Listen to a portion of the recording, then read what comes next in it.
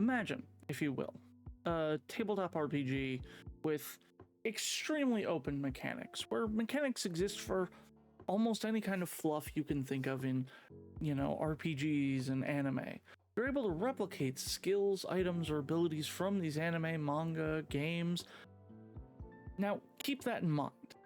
We're going to be talking today about one of my personal favorite tabletop RPGs to have ever existed, Anima Beyond Fantasy. A tabletop RPG with, I would argue, some of the prettiest art in any tabletop book I've read, especially in their bestiary, Those Who Walked Among Us. Now, I hear your question. If this RPG is so great, why aren't more people playing it? Why don't I hear people talking about it more? Well, I'm about to give you a full breakdown of an RPG that wanted to create mechanics for every possible fluff.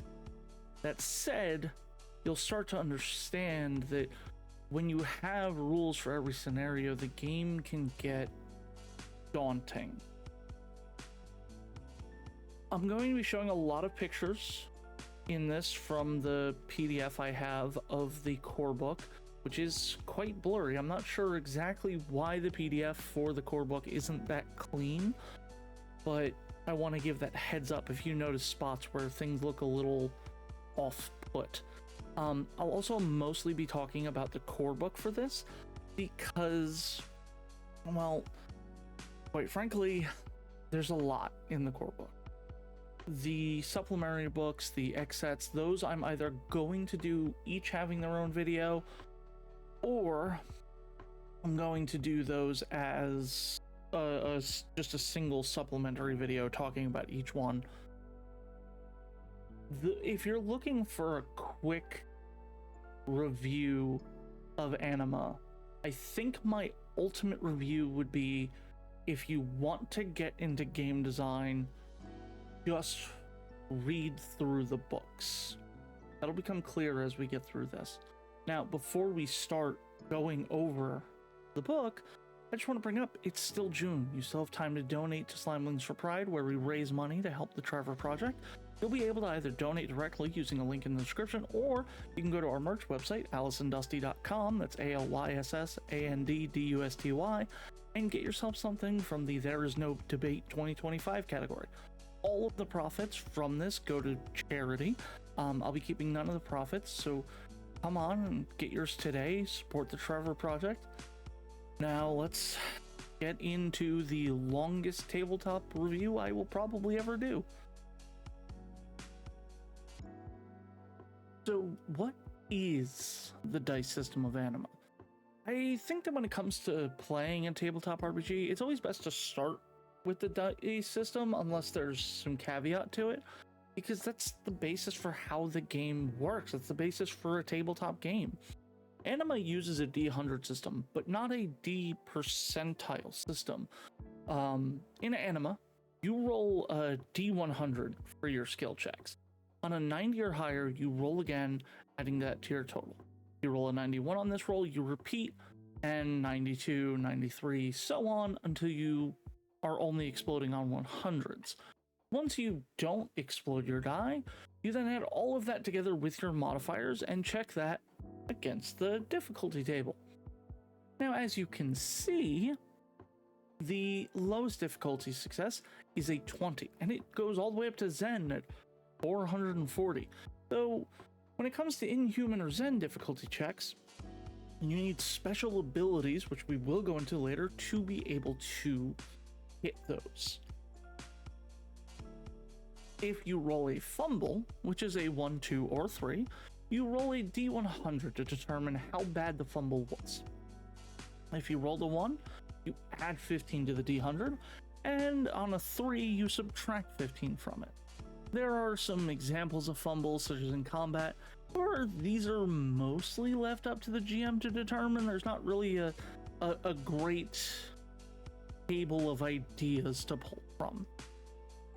Now, very rarely, characters will need to roll characteristic checks. In this situation, the character rolls 1d10 is aiming to get less than the value of their characteristic. These are primarily used for contested checks between characters. When doing so, both characters roll a d10, and whoever has the best positive roll wins. For example, if two characters are arm wrestling, you may have them both do a strength check. Character 1 has a strength of 6 and rolls a 3. Character 2 has a strength of 8 and rolls a 4. Character 2 will win the check despite Character 1 having rolled lower on the die, since Character 1 is only 3 away while Character 2 is 4 below their characteristic. These checks also have their own criticals, where if you roll the 1, you count as having rolled a -2. If you roll a 10, you count as having rolled a 13. So, knowing how to play in a very general sense, let's look at how to build a character. Character building has quite a few facets to it. Starting off is determining your characteristics. These are strength, dex, agility, constitution, intelligence, power, willpower, and perception. Note that dexterity, which is the focus of coordination and physical skill, is separated from agility, which is speed and balance. This is also true for power, the spiritual capabilities of an individual, and willpower, the mental resistances of an individual. The book comes with a few different ways to roll the stats, such as rolling 8d10, re-rolling any 1, 2, or 3, and replacing the lowest with a 9, rolling 2d10 8 times, keeping only the higher result, then spreading these across your characteristics, rolling 1d10 for each characteristic, one at a time. The number rolled goes into that stat, which is my least favorite option because you should never take that kind of control away from the players. And then my favorite option, rolling 7d10, adding them together, and then the players take that total and they divide that into their characteristics as they choose, with the highest possible characteristic being a 10. As I said, this is my favorite option. It gives characters the most freedom. Now, in addition to this, there are secondary characteristics, size and appearance. When it comes to appearance, I always let my players choose because, quite frankly, I don't think a die should tell them their character is ugly. If you are playing like Dungeons and Dragons and your character has an 8 charisma, they can still be pretty. They just don't know how to talk in a room. Size, on the other hand, is a combination of strength and constitution, which can determine the height and weight range of the character. Now, race is also selectable, though for the most part, people are going to be playing humans. There are a few Nephilim, which are the names of the other races. In Anima, the other races have long died. However, their spirits carry on and may find themselves inhabiting bodies of people who had health complications when they were children, will suffice to say. And they've been influencing it since. They'll even start to develop characteristics of their original race. The core book has 6 different Nephilim to choose from, and then those who walked amongst us, the bestiary, has another 3. I won't go in depth with them, but suffice to say each has their own abilities, benefits, as well as negatives. The next step, though, is to discuss classes. At least that's what the book tells you. Before we do that, we're going to go over a different topic: advantages and disadvantages. The reason that we're going to discuss the final part of character creation before we move to classes, which would be next, is because of one specific talent, the gift. You need the gift to cast spells. You cannot cast spells without it. It costs 2 of the 3 development points you get to start with as a character. As a GM, I actually gave my players all the gift because I wanted them to be able to defend against magic, as well as those who wanted to be able to cast it, be able to cast it. With players only starting with 3 points to spend on advantages, regardless of the fact that they can take up to 3 disadvantages to get more points, I think 2 can be a bit too much of a sink. So, now that we've discussed talents very briefly, we're going to go back to classes. Each class has areas they specialize in, between either combat, psychic, or supernatural. So, next to each primary ability shows a percentage. This is how many of your points you're able to spend on those abilities. A level 1 character has 600 points to spend on these abilities, so for the assassin, for example, they can spend up to 300 of their points on their combat abilities. The other 300 points can be divided between supernatural, psychic, or secondary abilities. Each class has their own percentages and what can go where. The number after the colon shows how much it costs to increase a number, so where it says +1 attack, (2), That means that when you spend 2 points, you increase your attack by 1. It's also worth noting that per rules, you need to keep your attack within 50 of at least 1 defense. Though if you choose to only spend a fourth of the limit instead of a half, you are able to ignore this rule. Every time you pay the life point multiple, which for assassins would be 20, you increase your health by a number based on your constitution. With this, you can basically see how to spend your points. Secondary abilities are raised in the same manner as primary abilities, though these actually aren't limited by percentages. Every class has innate abilities, which are added each level to the base of your class. Now, after this, there's only a few other things to figure out. For determining your character's health point pool, they start with 20 plus 10 times their constitution. Characters then are able to also spend points on what's called the life point multiple, as I had mentioned. Every time you pay this, you gain life points equal or based on your constitution per the chart you see. Character's presence starts at 30, and with each level goes up by 5. Presence is added to a character's resistances, which are broken up into physical, disease, poison, magic, and psychic. A character's movement value is equal to their agility. Believe me, the movement values can be pretty crazy. How long a combat turn is, which I will be going into later, characters' carrying weight is determined by their strength. If a character carries more than their natural weight, they get weighed down and count their movement as 2 lower.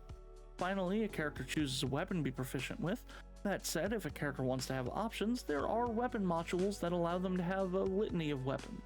These allow you to expand your proficiencies based on the points you spend. A character who is also able to learn martial arts, which gives them bonuses in combat, are able to spend martial knowledge, though some of the things to buy do have requirements.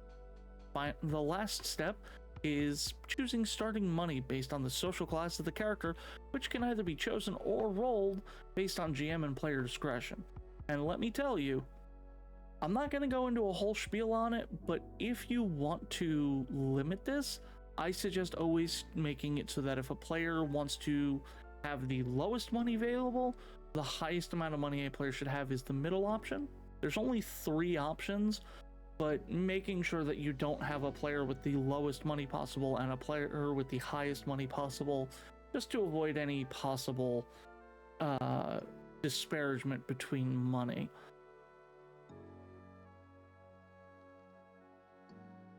So you've got your character, but how do we fight? Well, Anima uses a fairly active combat system, which I'm a big fan of.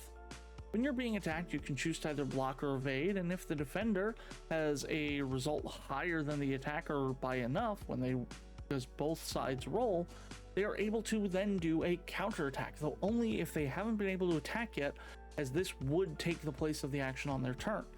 Each combat round is 3 seconds long, so things are quick.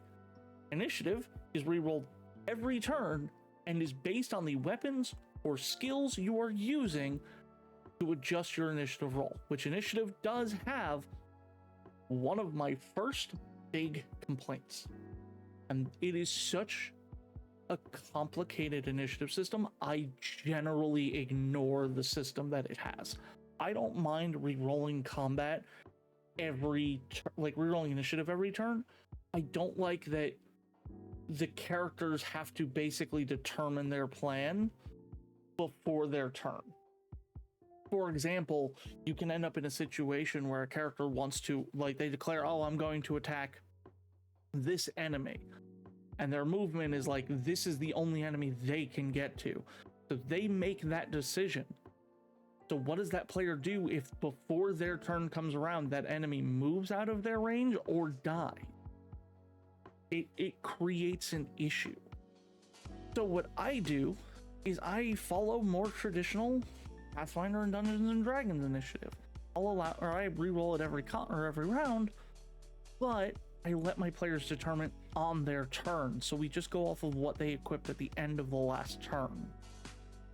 If you declare you're going to attack a dragon, it's not something you can change, rules as written.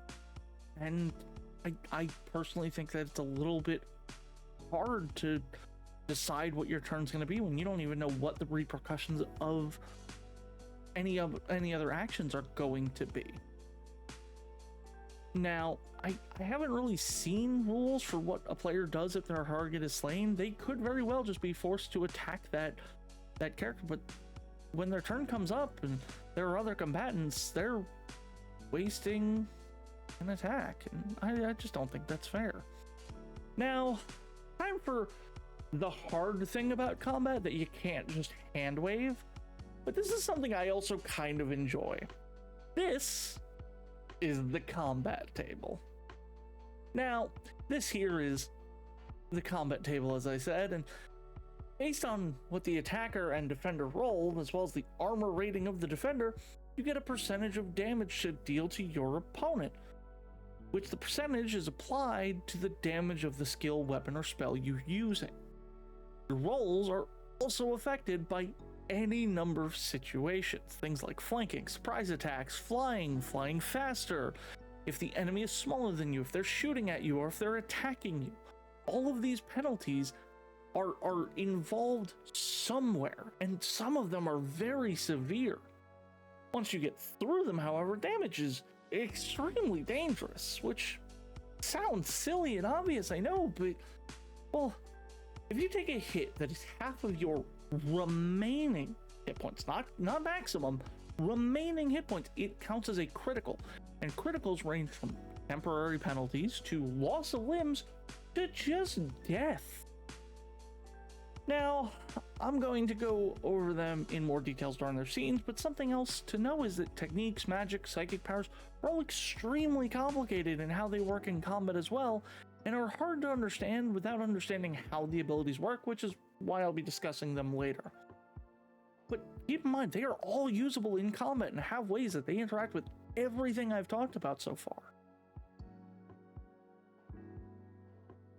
Techniques are also known as martial techniques. In the core book, there's a fairly robust section on creating techniques and some example techniques. Each level a character gets an amount of martial knowledge based on their class, and to utilize techniques, you need to spend 70 points to get the abilities Use of Ki and Ki Control. Use of Ki just is the basis where you unlock Ki as a concept, similar to the Gifted Vantage, though you don't get any other bonuses. Ki Control allows the use of Dominion techniques, which are skills that allow you to emulate various anime and games. Techniques are broken into 3 levels: basic, major, and arcane. These determine the amount of martial knowledge you need to spend to make that technique. A few examples of things you can give techniques are continuous attack, where you get to make all your attacks before being countered, added state, which allows you to attack to cause detriment to your target, and long distance attack, which takes it from melee attack to one that can be used at range, such as energy blasts. These techniques are very open as to what can be created. As long as you can create the skill, you can recreate things like Getsuga Tensho from Bleach, Kamehameha from Dragon Ball Z, or even Rasengan from Naruto, just to name a few obvious suggestions. There are a few techniques in the book for you to choose as basic ones so you can get used to the martial combat system. They all show how creative you can be with the techniques, having ones that revolve both around offensive and defensive techniques, and they're all in line with a theme. For example, the Dragon, which utilizes a technique for scales to make your defense better, Fang, Claw, and Tail, all of which being various attack, and Dragon's Breath, which covers a huge area and deals an extreme amount of damage. If you want something with less mystical nature, Celeritas is all about just being as quick as possible. Sure, the attacks involve a suspension of belief, but they're all centered around moving beyond human limits of speed. In combat, when you want to use Ki abilities, what you have to do is spend your turns accumulating Ki. You accumulate Ki for each characteristic based on the stat and the amount of Ki you need to generate from whichever relevant stat is. So, for example, a technique may require you to generate 4 Ki from your dexterity. So that means each turn you'd accumulate your Ki, likely 1 point per turn from your dex. However, if you're trying to do anything outside of generate Ki, you only generate half, rounded up. I do enjoy that if you have 20 Ki accumulated, you start to have a perceivable aura, which can be quite intimidating for regular combatants to see an aura appearing around someone. Now, of course, these aren't the only options for Ki. They also happen to have a number of Ki abilities in the book that are more of singular abilities. The ability to levitate or fly, defend yourself with ki against energy, healing others, or even reaching that inhumane or zen-like status and passing the checks of the associated difficulties. A lot of these abilities are just kind of passive, but some do require activation, like False Death, which puts the user into a comatose state where they are actively aware. There's an activation requirement though, so you can just do it. Now, magic is a lot more specific than techniques. As you level, you gain powers that can be spent in one of two ways. You can either level up the School of Magic, gaining a spell for every 2 levels you spend on it, or you can spend a number of points to learn a spell based on its level. It lets you be more picky about what you take, only taking spells you think you'll use. The only benefit I can see to spending the levels is that you save the levels if you plan on gathering each spell and the free access spells or the subdomains introduced in the Arcana X set, which I'll be going into in detail on its own for very specific reasons that you will understand. Now, otherwise, if you don't think you'll have any benefit taking all of the lower level spells, you may just want to pick and choose your spells. The player book also suggests that the player doesn't spend all of their levels right away, limiting them to about half, since gaining max levels isn't really common or feasible. A player's magic levels are based on their intelligence, so a starting player is going to have a low amount of levels spent. I'll discuss increasing characteristics in a later chapter about leveling up, so just keep that in mind. But it's also important to know that some books of magic, which is what they call the schools of magic, do not share an affinity. If you level up a school and choose to learn an opposing school, that opposing school costs double the levels. If you put levels into creation and then decide to learn destruction, you need to spend 4 levels to get the base destruction spell. I enjoy this in concept, though in some cases, such as creation and destruction, these can be 2 sides of the same coin, and I don't entirely agree with them being the opposition that they are, but I'm not opposed to it either. Casting spells is difficult. During a round, you generate a number of Xeon or magic points based on your magic accumulation, or MA. Your power stat determines what the base of this is, but you can increase this during character creation and level up. Each turn, you can choose to generate Xeon passively, but if you take any actions other than that, you generate only 1/2, rounded up, in groups of 5. So if you have 15 accumulation and decide to attack while accumulating, you gain 10 Xeon instead of 8. The turn after casting a spell, any unspent Xeon returns to your pool, which personally I think if the player chooses to continue accumulating, I wouldn't mind like letting them keep the reserves stored, because, well, there's kind of a detriment. If you get hit while casting a spell, you actually can lose Xeon. Now, once you've stated you're casting a spell, you roll magic projection against the difficulty shown here. This determines how far you can project the spell and is also your attack roll with the spells. It doesn't really specify in the book if you roll these checks separately. I think it's okay to just have the player roll for one or the other, depending on which is relevant. If they're attempting to buff an ally, they just roll for range, but if they're rolling for an attack, having them just roll the attack should be fine. AoE spells utilize a magic resistance roll, so using distance for these is also fine. Now, there are other ways to cast spells. Innate magic refers to spells you can cast naturally based on your magic accumulation. If it's high enough to cover the cost of a spell, you can cast those spells for free, though you still can only cast 1 spell a turn, where, I shouldn't say still, because while actively casting, you can cast multiple spells in a turn if you have the magic stored. Rituals are a very open mechanic. Rituals are a way to cast spell in a way that isn't as expected. Maybe you're casting at a higher level intelligence and attempting to increase the potency of the spell. This increases the cost of the spell based on how long you spend casting it, And the GM can even introduce added costs, such as travel by light requiring essence of a light spirit, or weather control requiring feathers of a harpy. Also, just a fun little aside here, there are rules in the magic section about doing beam struggles where the opposing spells roll d100 and add their damage, and the winner powers through. This is just a small part of what I mean by rules for almost everything. If you tweak the rules a bit, you could even include them in the technique section, just on the off chance players have similar abilities. Now, magic can also encompass summoning, which Anima actually has two different flavors of. There's summoning and invocations. The best way I can think to explain the difference here. Summoning is like Final Fantasy X, where you summon the creature to join the fight on your side, though summoning a creature doesn't necessarily give you control over it, so keep that in mind. After summoning it, there is the control ability, which is used to give orders to a creature summoned. They still have free will, but they're unable to decline your commands if you're their lord. Summoner can also bind creatures to objects, effectively sealing them. I love this as a concept where if you aren't able to control a creature, maybe you can at least bind them so they aren't an immediate threat for whatever you're dealing with. But it will be a mess to clean up later. The final solution is banishing, where you're able to return the summoned creature to where they may have come from.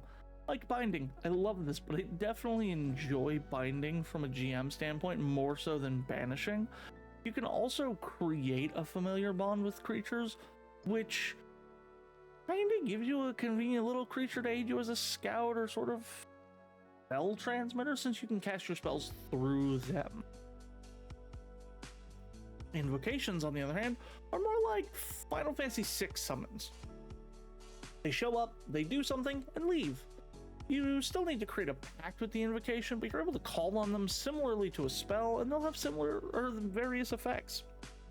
The core book has a whopping 42 options, though the GM is free to add more if they want, which creates a ton more freedom. I love this as a concept, as it can really create a calling upon my patron style ultimate ability that lets them use a hefty amount of Xeon to call in a powerful attack. The effects can be lasting, but the creature themselves doesn't necessarily stick around.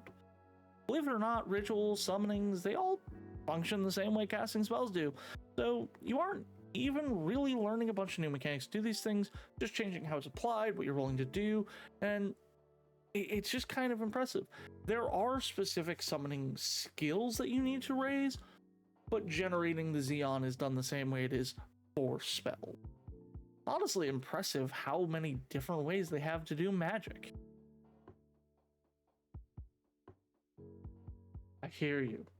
Alyss, how many power systems does a tabletop really need? Well, the answer is all of them.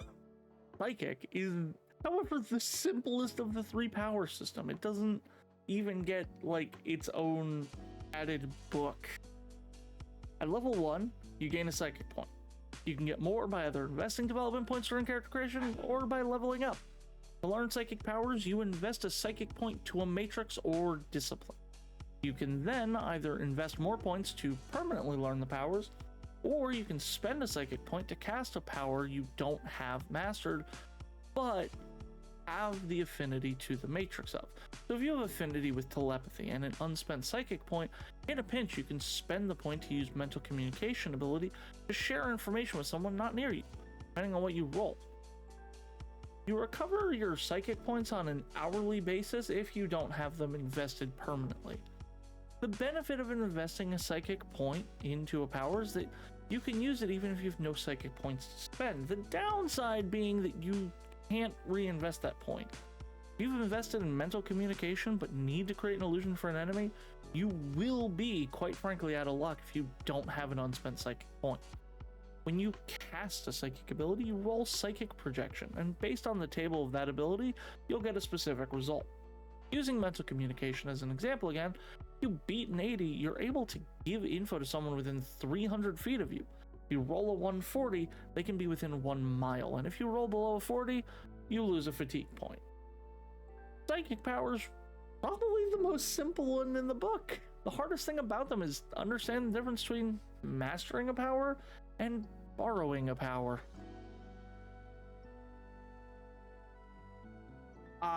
Leveling up. Something that's staple in most RPGs. Every level, you gain 100 development points, which follow the character creation limits as I had stated earlier, but otherwise can be spent however you choose. You also get a characteristic every even level, so 2, 4, 6, 8, etc. You can also never gain more than 50 or plus 50 in combat abilities from innate bonuses. Some bonuses you don't get immediately, which is another issue I have. When you level up, you aren't able to immediately spend magic levels or martial knowledge. You are required to spend in-game time learning these abilities, which I don't mind in theory. I love the idea of a character having to spend time growing, but in some campaigns, this isn't going to work. You have to find teachers who can show you these things, and if there's not a lot of time, you're not going to have that. And if you're using the base setting of Gaia, which we will get into later, finding teachers for all of these things is, honestly, it's really difficult. Now, for me as a GM, I don't mind players spending a few magic levels or their martial knowledge on level up as long as they have a reason to do so, such as having a manuscript of the techniques and they're starting to make more sense of it, or the mage finally cracking the code on new spells of a book they are familiar with. Can you multi-class? Yeah. But that's because the game system's so fluid that classes aren't very locked down. You're able to change your class, though you need to declare this 2 levels before you do so, and then spend those 2 levels rebalancing your points so that you don't violate the limits on the class you're changing over to. You also need to spend points depending on if the class shares an archetype or not. Realistically, I think it's important to decide what kind of character you want to build prior to the game, because changing class can be difficult and doesn't really matter, because anything you can do with it, you can just kind of probably get out of your own class. Now, I know I said I would be primarily referring to the supplemental books in their own video, which I am going to be getting to, I promise, but I did want to mention the GM Toolkit book. It's a very small book and probably the only one that I'll be like giving any kind of real look over, but it comes paired with GM Screen, and in the GM Toolkit there's actually quite a few optional rules I suggest looking at, one of which is called non-restricted creation points. What this means is that each even level, instead of just getting a characteristic raised by 1, you're able to spend that point on advantages. Not every advantage can be purchased, and it even has a list of the kind you'd expect to be able to take. I strongly suggest reviewing this rule, as sometimes a characteristic may not fit a character's growth, but something like a character gaining the ability to see supernatural or such could be a large growth and much more fitting to the story. Characters can also overcome disadvantage. Overcoming disadvantages would just be spending the amount of points that it gave to remove it. There aren't really specific rules about gaining disadvantages, but if a player were to gain a disadvantage, I'd personally give them some kind of boon, such as added development points or points to be spent on advantages, as long as they don't directly contradict the disadvantage gained. For example, if, they get one disadvantage that make them blind, they can't then take an advantage that increases their sight. They have to accept the fact that they cannot see anymore. There is one very specific thing I suggest when going to run Anima. Read the book thoroughly. And when writing out your campaign, make sure to write page numbers that may be relevant. And I don't just mean writing out like Dragon Stat Block, page 306, but more like this trap uses cyanide rules on page 214. The book can be hard to sort through in a pinch and doesn't really have an index to find specific rules quickly. Do the same during character creation with your players, making sure that their abilities have page numbers on them for simplicity, as well as what book they're in. As I said, we'll be covering the other books in another time, but this suggestion can kind of be applied to any tabletop, but Anima specifically will benefit from knowing these rules and where to find them. DM screen comes with quite a lot of stuff on it, but unfortunately, it's mostly just the combat table. A helpful chart for damage percentage, a bunch of various modifiers. Doesn't really explain when those modifiers might even be applied, however. If you have one of those screens where you can put your own inserts in, that might also be really helpful. Now, do not be afraid to make small adjustments to the rules to make the game more fun for your group.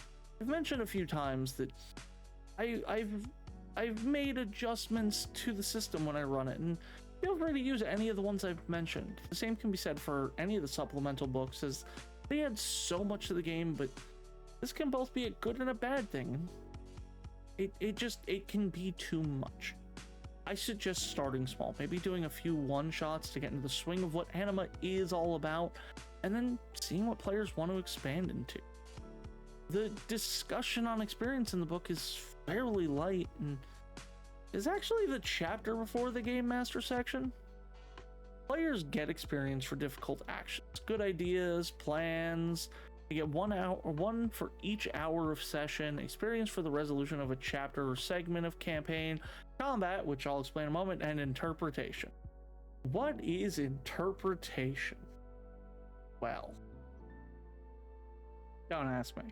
It is hilarious that in the section about interpretation, or the act of explaining the meaning of something, they don't explain it at all. If I were to interpret, it feels like rewarding players for their involvement to the game, or just how much they got into character. Combat experience, however, is handed out based on the difficulty of a victory. While the system lays out as how difficult it should be, you can easily translate it to how difficult the combat ended up being. Which means that you can either grant more experience for a combat that ended up harder than expected, or less for a combat that ended up being a joke. Combat encounter warrants experience. It can be between 1 and 60. I say if because routine combat encounters that the party doesn't even struggle with doesn't grant any experience. This is also further modified by how much of a victory the fight was. Complete victory is a full amount, partial victory is half, and defeat gives it a third. Partial victory to me is a Pyrrhic victory. Maybe someone died, or someone lost something of great import, or maybe even you drove back the monster, but the entire town was destroyed. If the party is defeated, it might not be that they died, but maybe they retreated. The interpretation from this can be many different ways. Now, to go over the GM section of this book, which is about a third of the book, there's a lot they go over, with some of which being the standard on how to set the tone, changing rules if it helps your group and such. They also added in a few things I love to see, which I wish more core rulebooks would do now. First off, they have troubleshooting recommendations, which goes over to how to handle things like illusions with your players, or how to handle when people see supernatural entities. It goes over writing a plot for the game, as well as the history of Gaia, the world Anima naturally resides in. I have a lot to say about Gaia, but I'll be covering that in my video on Gaia Beyond the Dreams book, which is the largest of supplemental books, about as thick as the core book, and almost entirely just a book on the world and history. I will say, however, that Gaia itself has a lot of religious notes pulled from the Bible, including characters, terms, and even themes. If you are not comfortable with overly religious tones and religious fanaticism, this may be a world to homebrew. The GM section also includes rules for the actual beings that become Nephilim in their true forms. They have level modifiers, meaning that a player can't take them without losing class levels, but they can be quite powerful and balance that out in the long run. The section based on the Shahad and the Beryl, which are described as the gods of light and the gods of darkness, as well as how to earn their favor and benefits for doing so. Finally, the thing I think most core books should have, and many core books are sorely lacking, stat blocks. There are so many pre-made stat blocks for NPCs, monsters, and even a section on creating your own creatures for people to fight. Creating creatures falls in line very similarly to creating characters, though there are a bunch of abilities you can spend the points on in addition to class features to give them things like resistance to damage or that have some kind of weakness. While the book has a fairly limited collection of stat blocks compared to, say, your average bestiary, by no means lacking, and if you don't make your own creatures. I love when a core book adds its own bestiary. So, a quick word on all of the supplemental content. Anima Beyond Fantasy has 6 additional books translated into physical copies, and a few other PDFs available on their website. When I first started this script, I began writing up a summary of one of the books, the Dominus Exet, only to realize I could easily make a whole video around what it adds, and I'm confident it'll be about the same amount of content I can get out of other supplemental books. This video is already running long. I'm assuming off of my math we're somewhere in the 50-minute range at the moment. I don't want to make this video too long, so I'll just be discussing those in their own sections. Now, with all that said, and the extensively long video I have just been talking through, where do I stand on the game? Anima is one of my favorite tabletop games to have ever existed. But the problem is that Anima is a hard sell, and to play it, you'll likely need a calculator or very high math skill. And even then, calculator's still going to be really helpful. It has so many rules that you can do almost anything. That also means there are rules for almost everything, and the rules can almost become cumbersome. There are even rules in the magic section for doing a beam struggle, like I said, and you can do so much in the game, but there's so much reading and math involved that for some people, this game is going to be unplayable. For others, the highly religious tones of the pre-made world can be a huge red flag, and world building may not be something that person wants to delve into. I highly suggest giving the game a shot, especially if you want to be a tabletop designer, because on one hand, again, I love this game. I find it amazing, but on the other hand, I think that as a tabletop designer, this game is a perfect example of when crafting a system and you have the question, how do I do this? I say this kind of pained. Anima is the perfect example to point at and go, not that. Don't do that. Because while it has all of these rules, it has balanced all of those rules to a point where they almost are forced to work together and they struggle for it. When I ran my campaign, it was very slow getting into the rules and there were quite a few missteps, but after a few sessions, some of the players were naturally getting into the swing of it. Some were obviously still struggling, but they were having fun. I want to play more Anima, and who knows, maybe after Fabulous Misfits, I'll do an Anima campaign, or maybe we'll do a one-shot of it, just randomly. But either way, this has been my extremely long video talking about the core rulebook of Anima Beyond Fantasy. I know this video is probably longer than the Fabula Ultima one, but thank you so much for sitting through it with me. Like the video if you've enjoyed it. Drop a sub if you're new here. Let me know how you feel about Anima in the comments. Are you new to the game, or have you been an experienced player? I'd love to hear Anima campaign stories. Follow me on Twitch. Join in the discussions. I'm live on Twitch and YouTube all but Monday and Wednesday. I upload videos every other week, as well as I do a Digi Monday video every Monday. You can join the Discord. Link for that's down in the description below. And I'll see you all later. Goodbye.